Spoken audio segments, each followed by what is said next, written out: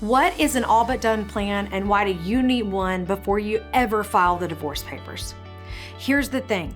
A lot of women come into our office, where I'm a divorce lawyer in Austin, Texas, and they're like, I've got to get divorced. I need to file the papers tomorrow. Okay? They are so ready and have gone through so much to finally make the decision to get divorced. And when the idea of divorce comes along, it's like a life preserver and they're trying to hang on. And always, always, always have to tell them, hang on just a minute. I know it took a long time for you to get here and you were so ready, but we're not going to dive straight into the deep end where there are sharks. We're going to create our all but done or ABD plan first.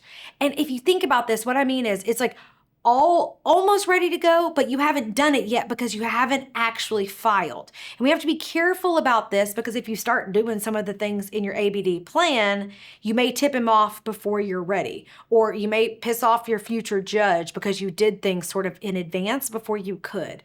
But be thinking about your go plan. Once you are ready and you actually file the papers, then what? What next? And I'll ask people like, okay, so ladies, you're going to get divorced and you're going to file the papers. And when are you going to tell them? Where are you going to tell the kids? Where are the kids going to be when you do this? Who's going to leave the house? How are you going to pay your rent? How are you going to pay the lawyer's fees? How are you going to get the kids to and from school? He's been the stay-at-home dad. What are you going to do after school when you're busy at work and your kids need to go somewhere? All of these tiny, specific, granular details we got to think through. You've got to get a strategy. You've got to get a plan. You can't just like grab on a life preserver and hope the whole thing works out. And it gets really, really down to where the rubber meets the road when you create your all but done plan. Like when you press go, what are we going to do? Now, if there's any kind of like danger, violent situation, like number one, call the authorities. Number two, call your lawyer. And also, you want to have like a go bag. Okay, you've got some stuff stuck in your car that if you need to hit the road, you can go. So you need to really work your brain through, maybe asking a really trusted friend or someone who's been through divorce. Have them help you think about how's he going to react? What's he going to do? I know in my own life, I remember telling my brother-in-law, well, I'm just going to like leave and just like go move to San Antonio and take the kids, and we're going to live down the street from where my preacher was, and we can go to the same church, and he can come visit every other weekend, and we can maybe even do holidays and stuff together.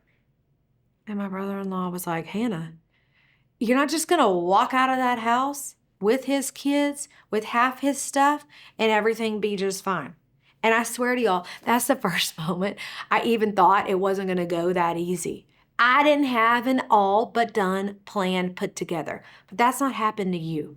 You're going to know exactly what's going to happen, or at least hope would happen. I mean, right, the plan may not all the way come to fruition, but that's one of those things Winston Churchill said, or something like, all plans are useless, but planning is essential, right? It may not all work out exactly how you plan, but at least you've thought it through and can go through some of the contingencies so you're not caught flat-footed. And if you don't do this, that's what happens. You're like back on your heels the whole divorce and spinning your wheels the entire time to try to catch up. But not you. You're going to get your ABD plan put together before you ever file those papers.